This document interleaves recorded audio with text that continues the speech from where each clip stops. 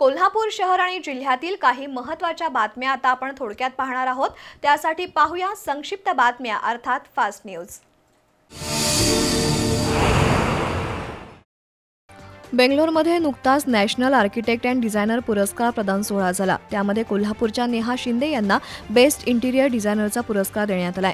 विशाखापट्टणममधील गीटम विद्यापीठाच्या संचालिका प्राध्यापिका डॉक्टर विभूती सचदेव यांच्या हस्ते हा पुरस्कार देण्यात आला। आर्किटेक्चर क्षेत्रात 10 वर्ष काम केलेल्या नेहा शिंदे सध्या कोल्हापूरमध्ये इनसाइड स्टोरी इंटिरियर कंपनी आणि माऊली प्लायवूड या व्यवसायाच्या धुरा सांभाळत आहेत। पन्हाळा तालुक्यातील बहिरेवाडी इथल्या महात्मा वाचनालयाच्या वतीनं विविध उपक्रम राबवले जातात। स्वर्गीय गणपतराव जाधव वस्ताद यांच्या पुण्यतिथीनिमित्त नुकताच कृतज्ञता पुरस्कार प्रदान करण्यात आला। वारणा समूहाचे सर्वेसर्वा आमदार विनय कोरे यांच्या उपस्थितीत हा सोहळा पार पडला। दरम्यान वाचनालयाच्या सुवर्ण महोत्सवी वर्षाच्या निमित्तानं विशेष व्याख्यानमालेचं आयोजन करण्यात आलं। त्यामध्ये शिवशाहीर डॉक्टर राजू राऊत यांनी पोवाडा म्हणजे काय या विषयावर आपले विचार मांडले। त्यातून पोवाड्याची परंपरा, रचना, इतिहास याबद्दल राजू राऊत यांनी माहिती दिली।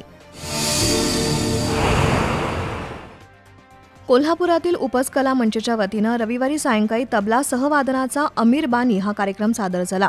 ज्येष्ठ तबलावादक डॉक्टर नंदकुमार जोशी आणि डॉक्टर सुश्रुत हर्डीकर यांच्या हस्ते दीपप्रज्वलन होऊन कार्यक्रमाला सुरुवात झाली। सर्व तबलावादक कलाकारांनी ताल त्रिताल सादर केला, तर गिरीधर कुलकर्णी यांनी उस्ताद अमीर हुसेन खां साहेब यांचा एक तिस्त्र कायदा आणि मिश्र जातीचा रेला सादर केला। सचिन कचोटे, प्रशांत देसाई, संदेश खेडेकर, प्रदीप कुलकर्णी यांनीही तबलावादनातून विविध आविष्कार आणि ताल सादर करून श्रोत्यांना तृप्त केलं।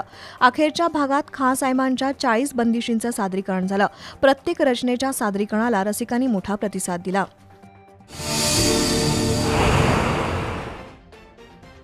क्रीडाई कोल्हापूर आणि रोटरी सेवा केंद्र यांच्या वतीनं रक्तदान शिबिर झालं। या रक्तदान शिबिराचं उद्घाटन डॉक्टर डी.वाय. पाटील मेडिकल कॉलेजच्या सुप्रिटेंडेंट डॉक्टर वैशाली गायकवाड तसंच बँक ऑफ बडोदाचे क्षेत्रीय प्रमुख पलनीवल एस.के. आणि क्रीडाईचे अध्यक्ष के.पी. खोत यांच्या उपस्थितीत शिबिराचा प्रारंभ झाला। गेली 35 वर्ष बांधकाम व्यवसायामध्ये कार्यरत असलेल्या क्रीडाईकडून विविध सामाजिक उपक्रम राबवले जातात। या अंतर्गत आज रक्तदान शिबिर घेण्यात आलं। सुमारे 100 लोकांनी रक्तदान केलं।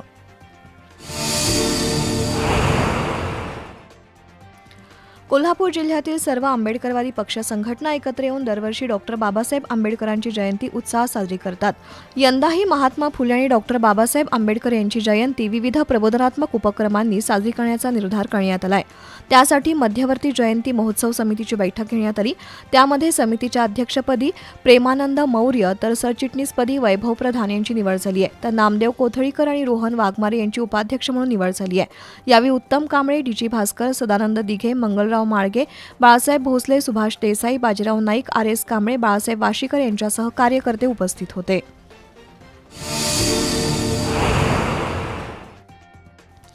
कोल्हापूर जिल्हा विश्वकर्मा पांचाळ सुतार समाजाचा मेळावा फुलेवाडीमध्ये नुकताच पार पडला। यावेळी समाजाच्या अडीअडचणींबाबत चर्चा करण्यात आली। विश्वकर्मा समाजासमोरील आव्हानांबाबत डॉक्टर गुंडोपंत सुतार आणि चंद्रकांत कांडेकर यांनी मार्गदर्शन केलं।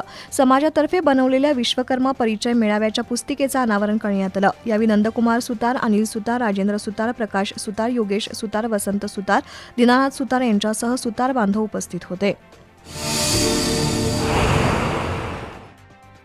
कोल्हापुरातील महिला पतंजली योग समितीतर्फे नागळा पार्कमध्ये योग स्पर्धा घेण्यात आल्या।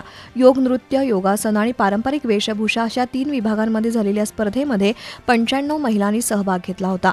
प्रत्येक विभागातील विजेत्या महिलांना मधुरिमा राजे छत्रपती, माजी उपमहापौर अर्जुन माने, पद्मराजे संघटनेच्या अध्यक्षा सरिता सासने यांच्या हस्ते बक्षिसं देण्यात आली। परीक्षक म्हणून वर्षा कुलकर्णी, सुवर्णा काळे, डॉक्टर विमल स्वामी, मनीषा वाडकर, अलका गुप्ता यांनी काम पाहिलं।